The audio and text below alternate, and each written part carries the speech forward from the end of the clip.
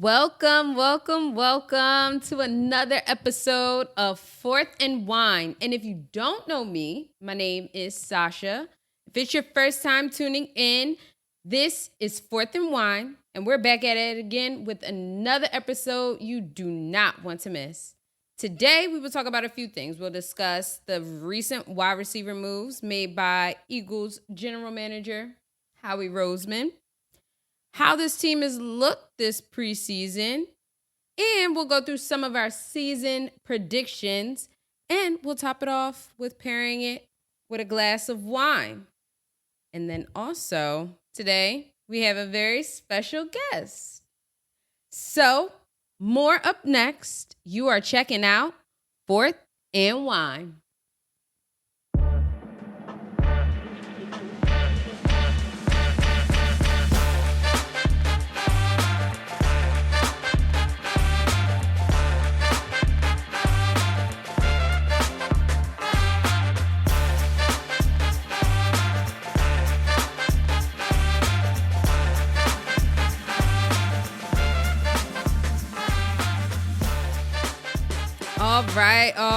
All right.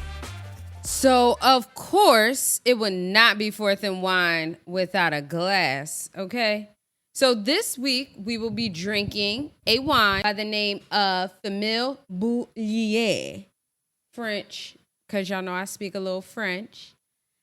It is a Chenin Blanc from 2023. It is made in France in the Loire Valley region. And also the Chenin Blanc grapes. This grape variety also is made in South Africa. You can purchase this bottle for about $11, probably at any grocery store, wine and spirits, wherever you get your drinks from. And it pairs really well with some creamy pastas, seafood, or something sweet and spicy. Maybe something like a teriyaki shrimp or a teriyaki salmon, something bold like that. Veggies, sweet potatoes, etc. And the bottle is very simple. Very simple. It is a white label with a bee emblem on it. It is acidic like many white wines. These can be on the drier side, but I feel like this one was pretty sweet. So I'm going to give you my review. And honestly, it is very acidic, but it is a great wine. If you still want something a little on the sweeter side, but you like something a little dry, something to go great with a meal instead of a dessert, I think if you did not like the Sauvignon Blanc that we tried a few episodes ago, it was too dry for you, I think the Chenin Blanc is a great way to go. This wine in particular is probably one of my favorites that I've tried so far. If I had to rate this wine, I'd give it a 3.8 out of 5. I always recommend trying things yourself. It's always good to experience the wine and also have it with the different pairings and the foods that we talk about because it elevates the wine, it elevates the experience. So, buy Chenin Blanc on your next trip to the grocery store. All right, but now let's get into the football segment.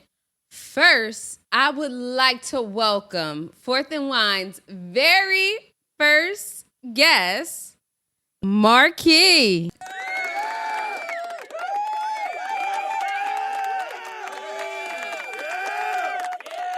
Welcome, Marquis.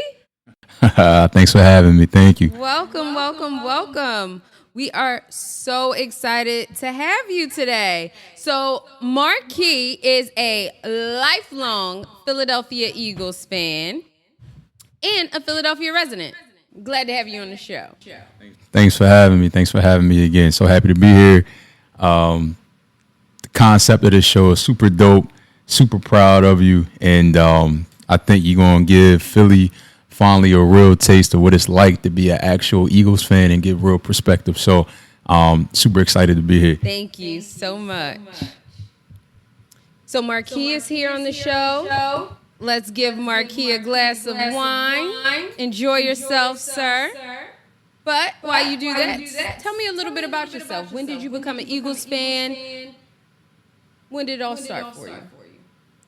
So like you said, I'm from Philadelphia, born and raised.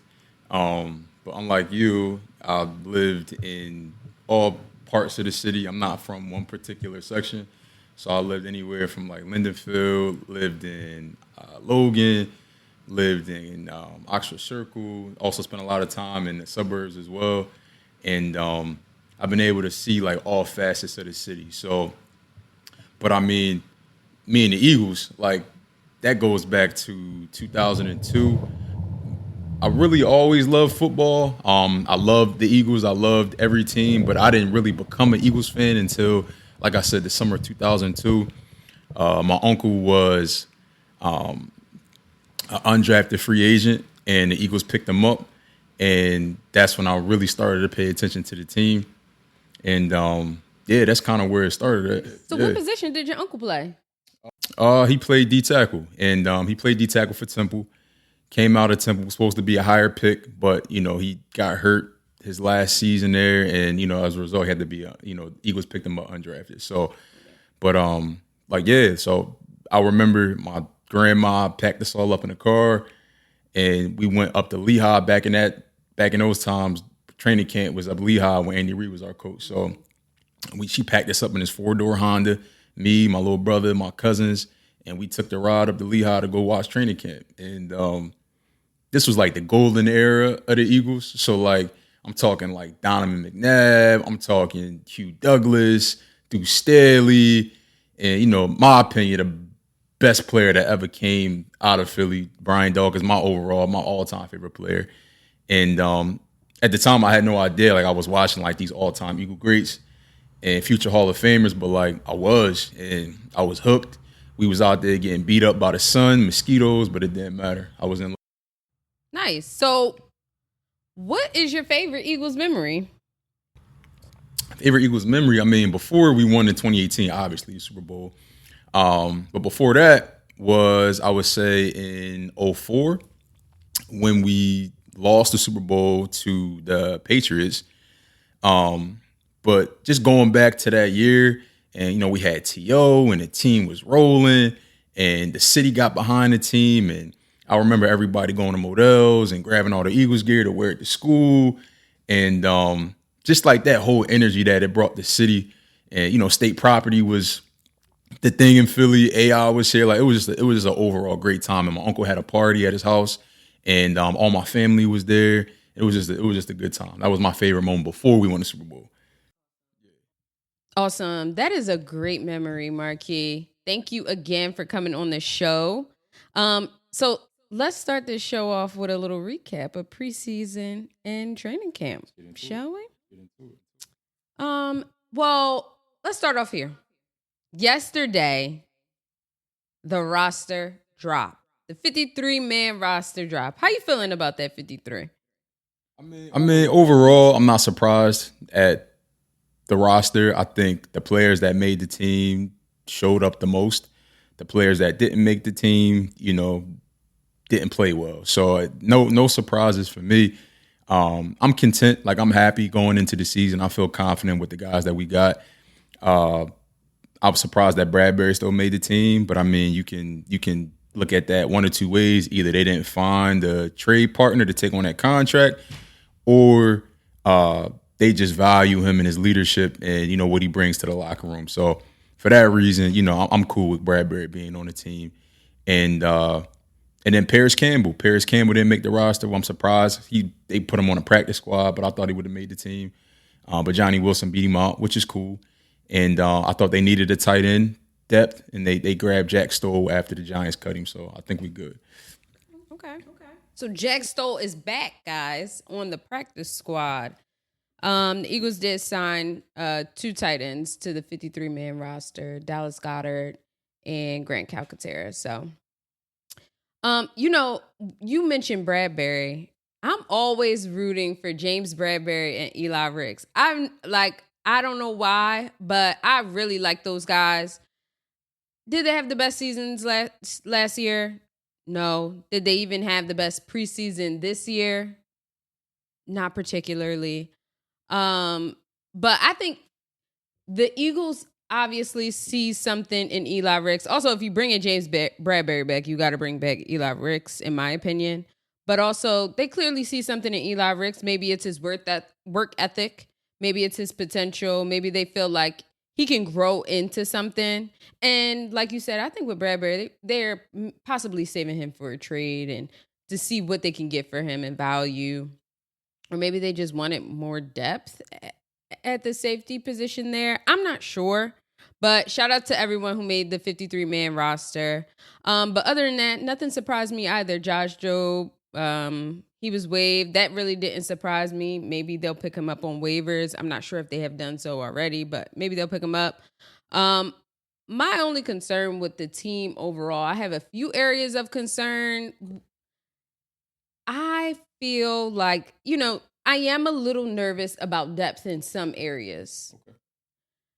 I think our starters are stars, and I think they are great. It's the seconds, the thirds, those rotational guys that are a little hit or miss for me. Nothing about them was like outstanding that I noticed during the preseason. I haven't read anything outstanding about anyone in training camp. No one's necessarily stepped up and been like, wow, he's the second guy for sure. Right, like I haven't seen too much of that, especially from like the O-line. I couldn't tell you like if they have to swap some of those guys out, like who's going to come in and really step up and step in. And I think also part of my concern with the O-line is just, we're missing Jason Kelce, who was like a big part of the team culturally and performance-wise. So losing that, it does make you wonder what it's going to look like during the season. But, I'm confident. I think we have our top players. I think they are excellent. I think they can take us really far. I'm just nervous in the event we need to switch those guys out, God forbid, barring injury. Who's really going to step up to the plate? But let's give the recap of the preseason. So preseason, all of the games are over. Training camp is over. We are now starting the regular season. The last preseason game was last Saturday, preseason game number 3. The Eagles went 2-1 in preseason, lost to the Vikings, 26-3. And we went 0 for 6 on fourth down. Now, if you don't know what a fourth down is or what a down is in general, teams get 4 downs or 4 tries to make it 10 yards down the field. So every time they get past that 10-yard mark, they get a new set of downs and it starts all over again. And last Saturday, they tried 6 times on fourth down and were unsuccessful each time. I will say, so none of the starters played. Usually none of the starters play in a lot of preseason games, unless the team wants to see what they can do. But let's segue into that. So notably, there were a few players in the game on Saturday. Yeah. Nolan Smith and Cooper DeJean. Okay. Nolan Smith was a first-round draft pick last year, and he played well into the second half of our last and final preseason game. Throughout preseason, he had 6 tackles, 4 assists, and 2 sacks. So what do you make of Nolan Smith's play during this offseason? And how confident are you in his ability to deliver as a linebacker, edge rusher for the Eagles? What do I make of Nolan Smith? It's a good question. I think he still has a lot of upside. He has a lot of potential. He hasn't lived up to being a number one, a first round pick. If we being real, if we being honest, he hasn't lived up to that. Granted, he went late in the first round, but the Eagles still thought he was a first rounder, so they took him. But nevertheless, out of Georgia, the things that he's plagued with right now, or the dings against him, are the same things that people talked about at Georgia. He didn't seem to dominate games, even though he has the athleticism, he has the speed, he has the quickness. It doesn't seem like it translates consistently to the field. And we saw that in the preseason. And I think that's the reason why he played as many games as he did, because Jalen Carter wasn't out there. Jordan Davis wasn't out there. So I think the Eagles, like us, want to see what this guy can do, give him more opportunities. So last year he had to split a lot of snaps. Plus he was a rookie. He had Hassan Reddick out there. He's sharing time with Josh Sweat, sharing time with Brandon Graham. So it wasn't a lot of opportunity for him to get in the game and get that in-game experience. This year, preseason, they letting him go all situations in the game to see what he can bring to the table. And I honestly didn't see any consistency from him. Like I said, he going against 2s and 3s on the opposing team's offense, and I'm not seeing the dominance that I thought I would see. So, but I mean, he'll have more opportunity. Like I said, he has a lot of upside, and I think, given the right moments, he'll be able to put it together. But I just haven't seen it so far. Yeah, and I'll piggyback off of that. I haven't seen it, and you do expect a lot from your first rounders. Granted, you understand that they're rookies, and I'll make up some excuses for Nolan Smith. He's been through 3 defensive coordinators. True. Joined the team during a shaky, catastrophic season. True. Didn't play much last year, like you said. Got 11 snaps over a 3-game stretch last season. So he wasn't really being utilized as much. I think that this year could be an opportunity for him to really step up. Definitely. And if he can, I think the Eagles would be happy to say they picked him in the first round. But right now, it's a lackluster moment. He had a few big moments in preseason where he made a tackle, he made 2 sacks, but he's just not as dominant as you would have expected from a second-year player.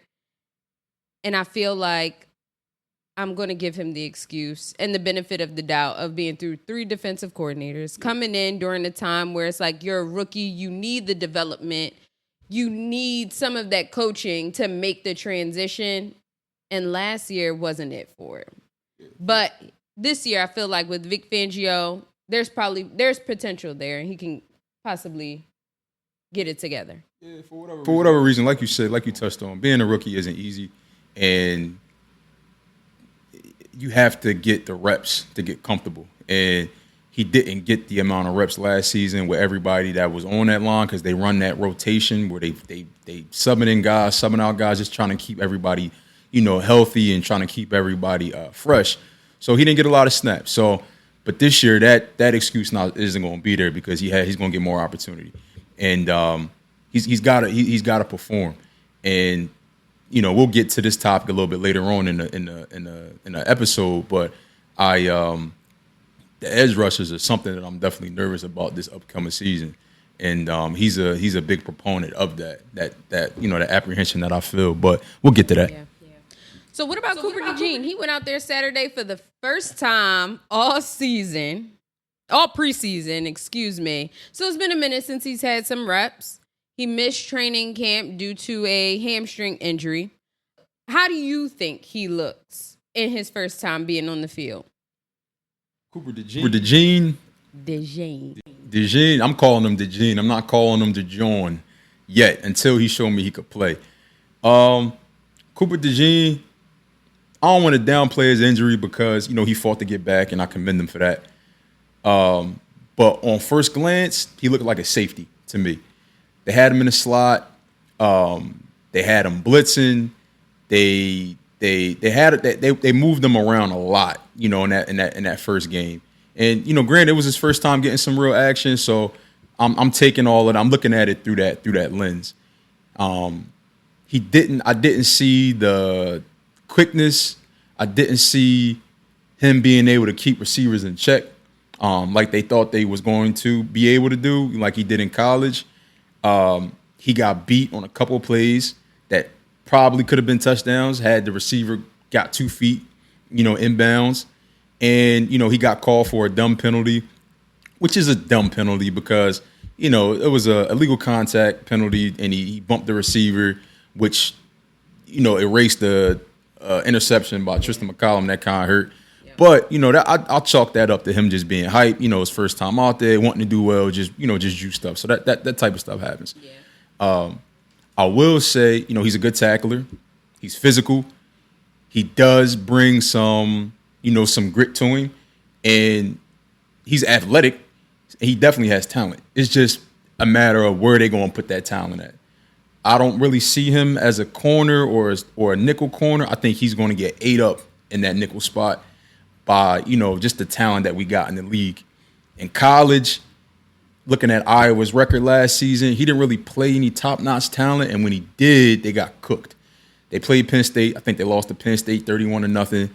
Then they played Michigan in the Big Ten championship. They got cooked in that game, and then they got cooked again in the Citrus Bowl to Tennessee. So it's like when they're playing top talent, he's playing top receivers or having to defend top receivers, it's not a good showing. So, but again, he has a lot of upside. Yeah. He can play, he can tackle, which is something that we needed. Yep. And but I think eventually he'll be back there playing safety. Yeah. Same. He's coming off injury. Wasn't really involved in training camp. He's a rookie. He's playing the nickel right now. He is versatile, though. I will say that. In college, he played different positions. He started off as safety, moved to cornerback. He played a lot of outside corners, so moving him to nickel is an adjustment for him. So I'm going to chalk up the first preseason. He went out there. He did what he could do with the experience that he had. Right. But I think over the season, he will develop into something solid for Eagles defense. Does he remind you of Reed Blankenship at all? No. Nah, he's way more athletic than Reed.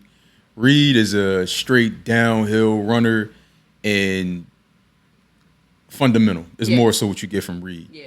DeJean got a little bit of swag to him. He does have a little bit of juice to him. Yeah, he got a little juice. Yeah. He got a little bit of juice to him. You know what I mean? I saw he had the haircut. He got a little mohawk going right now. So I don't know who down in NovaCare, cutting hair, but he got a little juice to him. But nah, him and Reed are two different players. Yeah.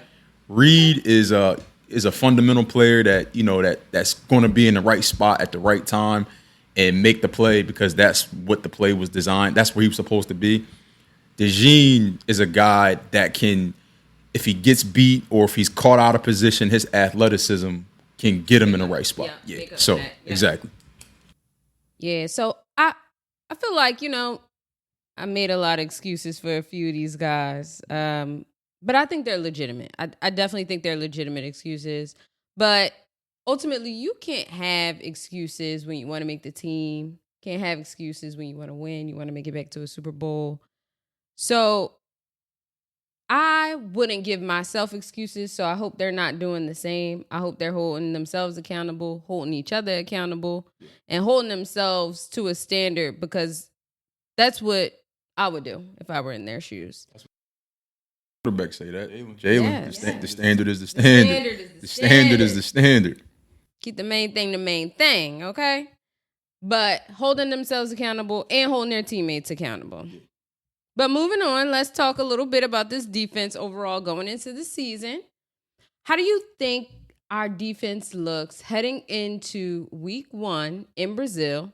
And do you see improvement from last year on this side of the ball? Well, I think we overall got better. I mean, honestly, it's impossible to be worse than we were last season. Like we were the 31st ranked pass defense in the league, and the only team we were better than was the Commanders. And I mean that goes that's saying a lot.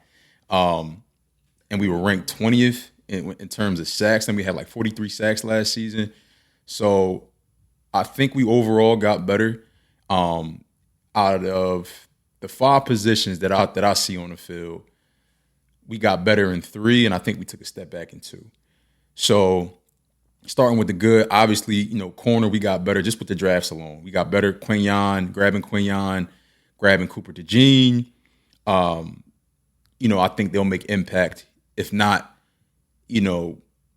first game of the season, within, by that, maybe after the bye, I think both will be entrenched in the defense and be making plays. Safeties, obviously, we got CJ back finally. Should have never left in the first place, but that was a highway situation. But they righted that ship, and we got CJ back, which is going to bring some toughness back to the defense, some physicality, some grit. Something that we missed, we talked about it earlier before, like something that we missed last season. Got Reed back healthy. Hopefully he can stay healthy all season. But if he doesn't, we got Cooper DeJean and we got Avonte Maddox back, which is good. So I think we improved in the secondary. Linebacker, something that I'm passionate about. We definitely got better. Devin White is a playmaker. He flies around the field, super athletic. So we definitely tightened up there. But Nakobe, I'm not completely sold on yet. I'm being real. I just haven't seen enough from Nakobe. And not that he hasn't played well. It's just that he can't stay healthy enough to show me enough, if that makes sense. But he has to ball this year, because if he doesn't, Jeremiah Trotter Jr. going to take his spot, because that kid can play. In the preseason, he was flying around, making plays in the backfield, being disruptive. And like I said, Nakobe Dean got to play well, or it's going to be a short season for him. Where I thought we took a step back is in the D-line. I'm very worried about that D-line. We lose Fletcher Cox. He retired. We let Hassan Reddick go. They chose to sign Josh Sweat. And for the replacement that they deemed for Hassan, Bryce Huff from the Jets, still a lot to be said about that move. I mean, in theory, it sounds good because Bryce Huff had 10 sacks last season, and looking at that, kind of comparing it to Hassan's numbers, and they said, okay, well, he's similar in production in terms of getting to the quarterback. Which on paper, yeah, it sounds good. But if you look at his stats, yeah, he had 10 sacks last season, but the year before that, he only had 3.5. And he doesn't play every down. And he's coming from a defense that's already stacked with a front seven. Kenyon Williams. I mean, they had playmakers on that D with the Jets. So it's a lot to be seen with Bryce Huff. But I think losing Hassan is definitely going to hurt in terms of our edge rushers. Then we already talked about Nolan Smith. Obviously, we got BG, so we can count on BG to make a couple plays. Yeah. I'm not sold on Josh Sweat. I think Josh Sweat's inconsistent. He's been inconsistent, and this has got to be a prove a year for him. Even though they just gave him that check, Josh Sweat got to show us more. Yeah, I'm not 100% sold on Josh Sweat or Nakobe. Yeah. There's a lot to be seen from both of them, and to your point, the defensive line now missing Fletcher Cox. It's like, who's going to step up? And I listened to them, in their conferences, press conference, after training camp or practice, getting interviewed. And they seem like, they are holding each other accountable. But something I'm looking for from that D-line is for somebody to step up and be the leader. Be the guy. And be that guy. Yeah. And Fletcher Cox was that guy for the D-line, and now that he's not there, I'm not sure who that guy is, because as much as we want to say, oh, we're all on a team, we all hold each other accountable, nobody's better than the other, all those things are true, but you need somebody to step up. You need a person that's going to step up, and it seems like it might be Jordan Davis doing so, but also there's things, there have been some inconsistencies with Jordan Davis. Yeah, he looks a lot more in shape this season. Finally. So I'm excited to see his production. I'm hearing great things, of course, about Jalen Carter. Yep. Despite everything everyone wants to talk about with him in college, I'm hearing some great things about Jalen Carter in practice and in training camp. But there is a lot to be seen from this D-line and from the backs. There's still an untold story, and they have the opportunity to write it. I think to your point, who's going to step up and be that guy, to me, the only plus on that D-line is Jalen Carter. Jordan Davis is up and down. He came in shape this offseason, which is a plus. So hopefully that'll translate to him lasting longer in the season and being more durable down the stretch for a playoff run. But Jalen Carter's that guy. He's going to be that guy. He's progressing. Everything coming out of camp this offseason, he looks like Aaron Donald right now. The comparisons are there. The way that he's disrupting the backfield, he's making plays in the run game. Like Jalen Carter is going to be that guy with his play. Now, vocally, being that vocal leader like Fletcher Cox was, I don't know if that's necessarily something he wants to take on in his second season or he even feels comfortable taking that on. But in terms of talent, Jalen Carter is going to be that guy for us on the line. And last, to your point, we can't be much worse than we were last season. Like statistically, we cannot get much worse than we were last season. I will say though, everyone's talking about defense because that was a big thing last season. But I want to talk a little bit more about the offense. If they're going to deliver, they are loaded right now. And like I said, I feel like our offense is very top heavy though.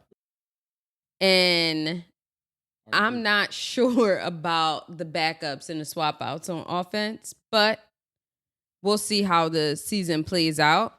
But speaking of offense, let's talk a little bit about Jahan Dotson.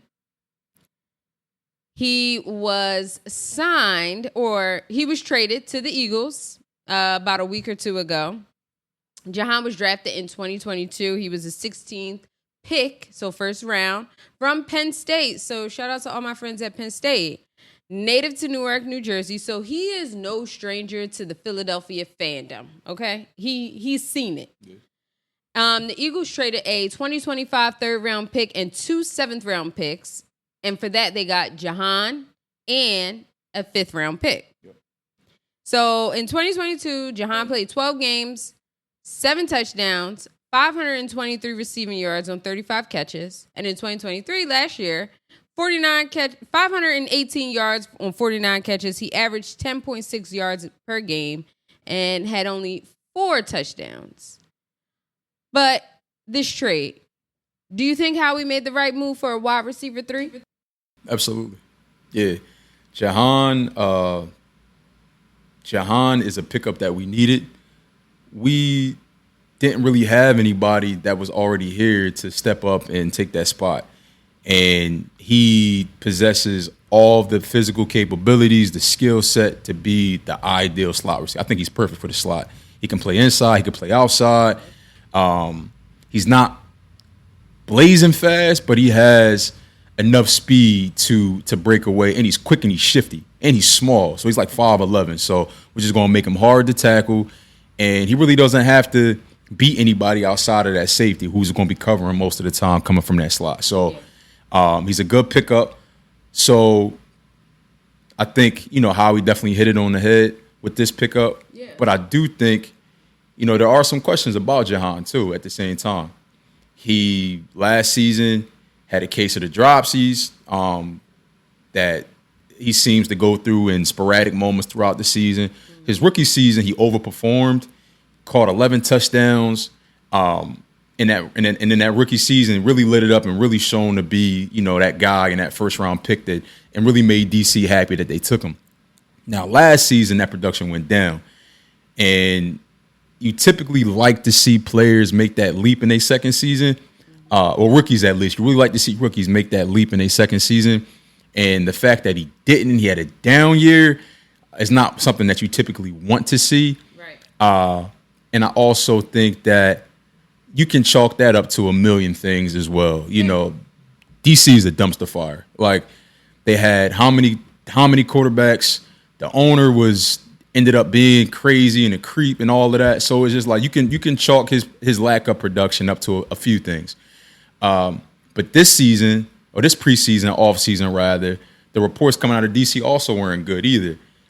They had a new coach come in, Dan Quinn, and basically told the team, like, yo, everybody's spot up for grabs. Like, nobody has a guaranteed spot. Like, this team, this organization has underperformed. They've been the laughingstock of the NFC East for the past how many years? Everybody got to fight to play. And apparently that's not something that he wanted to do. He apparently showed lackluster motivation, wasn't hungry, and fell out of grease with the head coach. So that's one side. But in this Kellen Moore offense, he can really do his thing. We know that Devontae and AJ going to get most of the attention from the defense on the opposing team. So he's going to have a lot of opportunities to make plays. And, given the right situation with the right play call, like, he can really ball out for us this year. Sure. And Dan Quinn being the new head coach in DC, in Washington, he said he made the best decision for the team. And I read reports that said that he's just looking for someone more physical than Jahan. someone with more urgency, someone that's going to be a physical player, is a wide receiver, is the type of player that he's looking for. Probably somebody along the lines of a Brandon Ayuk or A.J. Brown. He's looking for guys like that. But like I said, Jahan, he came into the league real strong. His 2 previous seasons, I definitely think that he can step up behind Devontae and AJ, and he can be a significant third person on the team. Part of the offense. Yep. Definitely. Yep, and he'll play the slot, and I think that'll be a good opportunity and a good space for him to fill, especially for us. Yeah. And it's a good situation. Like you said, like we're not asking him to come in and be the number one and be the number one guy and get all the targets. Like, we're not asking him to do that. We got those 2 guys already. We just need him to come in and play his role. And I think this way, he'll be able to build some confidence back up. And I think he'll have a much better season. Honestly, we got to steal. The people that I know in D.C. are not happy that we got Jahan Dotson. Yeah. So I think that's something worth mentioning. So with a lot of the changes that we're making on offense, made a lot of power moves in the offseason, a lot of them. Expectations for the Eagles are high. We are expected to dominate and win this season. That's what they say. But while the Eagles have the opportunity to do so, and I have this hope that they will, there is never a sure thing in football. Ever. Especially not with us. Ever. You can have a perfect team on paper, but it just depends on how they click. We have a new offensive coordinator. We have a new defensive coordinator. We've got new players.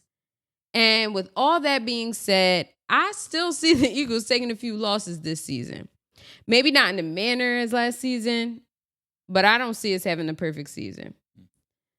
I've heard reports that the Eagles won't even make the playoffs. I've heard some of those reports as well. And I think the reports are, in my opinion, I'm hopeful. So I do think the reports are a little outlandish, but there is a world where we don't make the playoffs, being as though we have 2 new coordinators. We lost Jason Kelsey. We lost Fletch. We've got new backs. We've pretty much reconstructed our entire defense from last season. And while we have some explosive players on offense, that doesn't mean that they play well together. It doesn't. Yeah. Because if we're being honest, Nick Foles was not our starter. He also isn't top quarterback in the league ever. But we won a Super Bowl with Nick Foles. It's about the stars aligning and having that perfect moment, and not even necessarily the perfect players. So with all of that being said, what do you see our season record being, and which games are you predicting to be our losses, or at least our struggles through this season? Yeah. So, right out the gate, I see the Eagles going 12-5. You a little better than me. Yeah. I still got us 11-6 again this year. Yeah, I got 12-5. I mean, I also have a possible game that we can lose. It just depends on who playing quarterback. Or we possibly could go 11-6. But I think 12-5 is probably where we're going to end up at. Okay. Yeah. Okay. So give me some of the games that you think we're going to struggle with. Maybe let's start at the top of the season. What's your first week that you see the Eagles taking a loss? Well, looking at the schedule, when the schedule first came out, obviously everybody goes through and looks at it and picks out their wins and losses, which I did.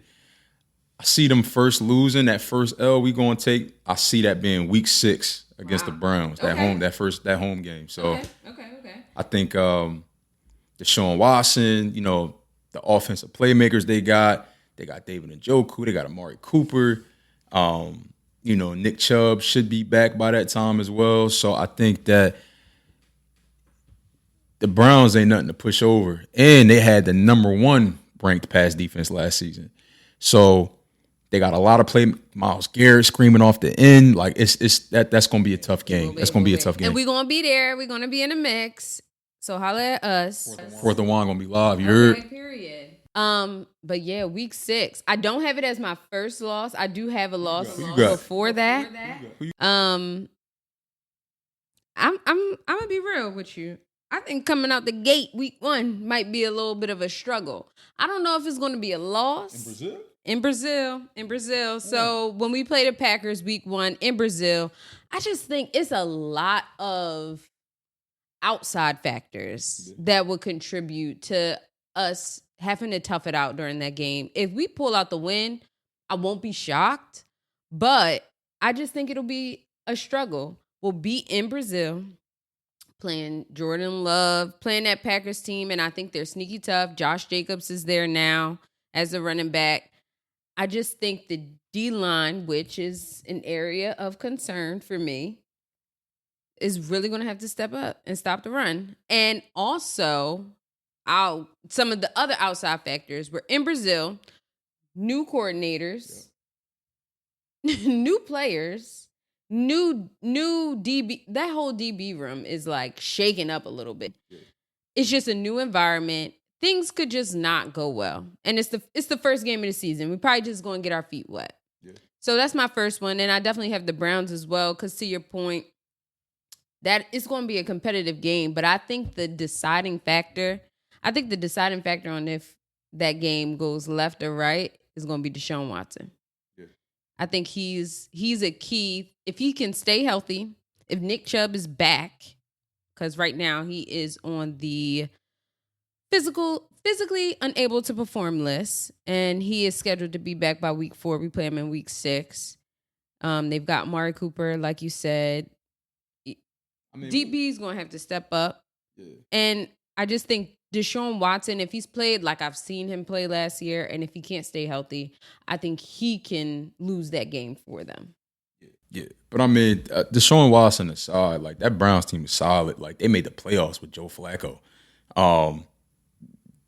So they don't matter who they got. They got a serviceable quarterback in there. They're a team to reckon with. Yeah. And if Deshaun Watson gets back to any type of similarity, his first couple of years in the league, like he gets back to that shape or that form, like it's gonna be a tough game. Yeah. So who you got losing next, or who do you think will be the struggle game next? Yeah.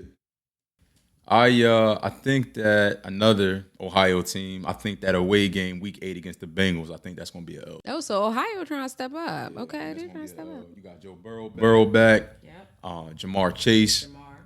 It's reports that he's going to be suiting up week 1. He's been sitting out all season. I mean, he showed up at practice today in his street clothes. CD just got paid, so Jamar bread is coming. So pay that man. And they got T. Higgins. I just think they offense, and if we can't get to the quarterback and they let Joe Burrow sit back there all day and pick the secondary apart, even with the playmakers we got, it's going to be a long day. It's going to be a long day. So I agree with you. Next. Oh, you agree with me? I do. I agree. I'll take it. We don't normally agree. I thought we did. You don't normally, sometimes we don't. I agree with you on the Bengals. Like you said, Joe Burrow, Jamar Chase. If they give him a check, we'll see. He'll be sitting out 8 weeks. No, for sure. Yeah. But I'm saying, if they pay him, it'll change his attitude. Yeah. He'll be more excited to play. Yeah. But next, you know who I got? Week 10. Cowboys. Week 10. Yeah. Y'all know we always split with the Cowboys. It's always 1-1. You hate to say it, but it happens. Dak doesn't lose at home. Dak is dominant when he's playing at home. I don't see us winning that game. Not in Dallas. Yeah. We always split with the Cowboys. That first game in Dallas, I think, like you said, Dak is hard to beat at home. For as much flack that they give Dak, man, I think Dak's a good quarterback, if I'm being real. As an Eagles fan, I think Dak's a good quarterback. He's efficient.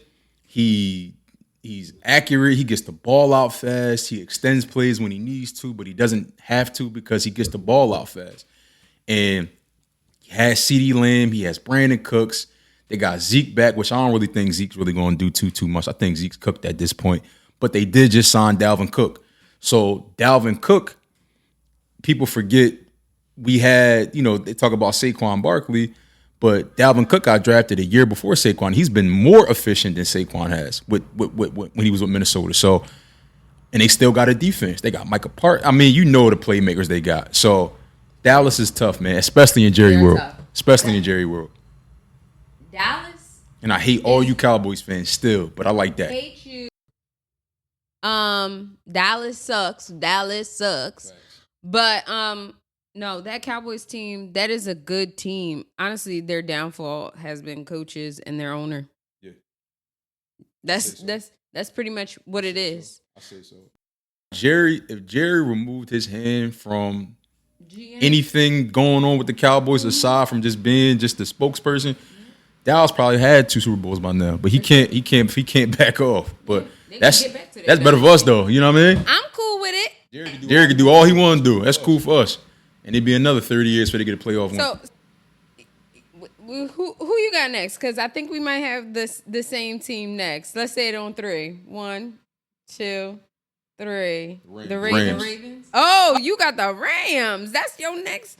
Okay, let me hear a little something. Yeah. Why do you think the Rams gonna be a struggle? I think the Rams want us away, and to me, it's a quarterback-driven league, quarterback and receiver-driven league, and Puka Nacua snapped last year, had an amazing year, and Cooper Kupp's back and he's healthy. Stafford, yeah, he's getting older, but Stafford still has a crazy arm. He's still efficient. He can still sling it. He does get into trouble throwing picks, so that might be to our benefit. But I think that overall, the Rams got a good team, and we playing at LA. So I think that's gonna be a tough game for us. Yeah. I think specifically in that game, we're gonna have to outscore them. I don't think it's gonna be a defensive game. We got to score just as much as the Rams score. The league is moving more towards offense anyway, and I feel like the Eagles are finally getting on board with that and really loading up their offense. Because AJ just got paid, Devontae just got paid. So to your point, I think we'll go score for score with them, but I think we'll still pull out the win. Plus, also with the Rams game is, Aaron Donald retired this year randomly. He got double teamed up by us anyway. Yeah, Aaron Donald called it a day. You know what I mean? Much respect to Aaron Donald, Hall of Fame player, did amazing things in the league. Wish him nothing but the best. Yeah. But I'm happy he ain't on the Rams no more, man. Yeah. But so Saquon should go off that game. He should go off. Yeah. So we weren't on the same page. So I thought you was gonna say Rams. See, no. So I had the Ravens next. Do you have the Ravens? Yeah, I got that as an L too. Yeah. Okay, you got Week 13. That's 2 back-to-back away games. So we playing the Rams in LA. Then we come back the week after that and play the Ravens in Baltimore. Granted, Baltimore only a quick drive, but still, that's 2 away games. Our schedule is a little up and down. It's a lot of away games, back to back to back. We in Brazil. It's a lot. They definitely gave us a harder schedule, but they gave us a harder schedule just to travel. It's a lot. Last season we had the teams are more difficult last season with those stretches that we had with the Bills and the Chiefs. But this year it's just more so about the travel. And that Ravens game, I mean, you got Lamar coming off an MVP season. He extends plays. He's elusive. You have to tackle. You can't tackle him. You can't catch him. So D-line is going to have to play that game. They're going to have to come to play that game. Yeah, sure. Bryce Huff going to have to earn every bit of that contract. And they got solid receivers. They also have a good defense. Zay Flowers. Yeah, Zay Flowers. They got a solid defense, solid tight end. Derrick Henry. Forgot about my guy Derrick. Can't forget about King Henry coming to the Ravens. So the line has to stop him. And Devin White. By that point, I think Jeremiah Trotter Jr. will be starting, but they're going to have their work cut off on them that day. I think we can get that win, but I got it as a loss. And then last, I don't have any specific week or game, but I just know my birds and I know the stress that they put me through all the time. There will be a shocker loss in there. There's going to be a shocker loss in there. Maybe to the Steelers, the Jags, maybe a divisional loss. I don't know. The Commanders down there, they trying to build something and get something together. Now, y'all just gave us Jahan, but I feel like the Commanders, you give them a year, 2 years, they definitely could be contenders. But I could see, a possible loss against the Steelers or even the Jags. Something I wouldn't expect, but it would be something out of left field. And it honestly, what we better not do. What's that?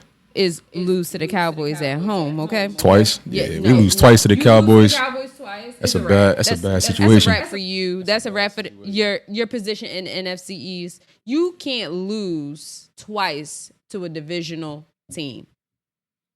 And you touched on like one of the possible losses I thought we might have had, which was the Steelers. What's that? I think that's week 15.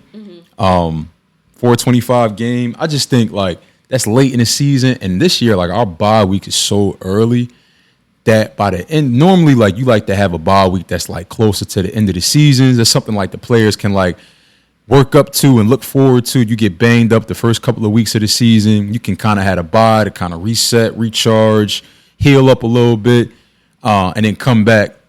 But the bye is so early. Honestly, all of these late games, you don't know what we're going to get because at this late in the season, they're going to be gassed. And depending on who's playing quarterback, they got Russell Wilson, they got Justin Fields, and it's still a well-coached team. Like Mike Tomlin is the Hall of Fame coach. Like let's not make no mistake about it. They've had some down years, but at the end of the day, it's the Steelers and it's Mike Tomlin, so they will bounce back. But depending on who's playing quarterback, I think will affect that game. Yeah, I definitely agree. You agreeing with me a lot today. I know. Yeah, I don't. You agreeing with me a lot. I don't. I mean, again. So I said I had 12 wins. You said you only had 11. Who else did you have? I got 1, 2, 3, 4, 5, 6. I got 11 and 6. Yeah. My shocker loss is a part of my 6. Oh, okay. You got the Rams. I didn't add that in. Right. My possible is Pittsburgh. And maybe the Rams will be the shocker loss for me. I wouldn't be shocked, I guess, if we lost to the Rams, but I'm not expecting to lose to the Rams. If we go out there and lose to the Rams, we need to sit down and really think about. I don't think the Rams are a trash team, but I don't think we should lose to the Rams. I think we can go bar for bar with the Rams on offense and defense. We lost to Baker Mayfield. We lost to Baker. We lost to Zach Wilson. But last season, there was a lot of turmoil. People either not agreeing with the plays that were being called, maybe poor plays being called, people overriding this. If everybody, and my guy Jalen Hurts said it, if everybody know they role, they play it well, this will be a great season. Yeah. Stick to what you do best. We'll see. Okay? So let's see. But again, I want to thank you again for joining me, Marquis. I really do appreciate it. This is my first Fourth and Wine guest. Honored. Thank you. I am definitely looking forward to the upcoming season. I'm honored that you joined. I'm excited. The wine is lit, you said? Yeah, I like that. I like that wine. Don't forget, get a Chenin Blanc. Bottle almost gone. Yes, it's almost gone. It is the Family Bougier. I had a few glasses during this podcast, so I can't really pronounce it as well as I did in the beginning. But I'm excited to see the new coaches. I'm excited to see how this team shapes up. We went 11 and 6 last season. We played horribly. I think on paper, this is a much better team. Much better team. On paper, yeah. But I think, this season, and what nobody really likes to talk about is the fact that, the defense struggled last season. We know that. The offense struggled last season. We know that. But in football, the defense is a proponent of the offense. If the offense keeps you on the field all game and you're gassed, like you're going to give up plays. So honestly, the pressure is on the offense to perform. Like they got to put points on the board. We can't come out and go 3 and out every time we step on the field. Quick drives, because that's going to make the defense play way more than they need to. That is very, very true. But also defense, if you get a few stops, you can get off the field a little bit faster as well. So that's a two-edged sword, okay? But I do see a lot of improvement in this team on paper and from the preseason. But, I'm here. Win, lose, draw. I'ma be watching. I'ma be sipping. And I'ma be giving my opinions. Sipping and giving opinions, okay? I'm out here like Jameis Winston with the and I'm clearly too much wine. I'm out here like a little bit too much wine. It's all I'm good. out here like Jameis Winston with the quotes. But I'll be watching, sipping, and giving my opinions on the Eagles all season long. So make sure you subscribe to Fourth and Wine. Make sure you follow on Instagram at Fourth and Wine. And make sure you follow my main page at For the Birds Sports. And until week 1, guys, I'm out. Peace.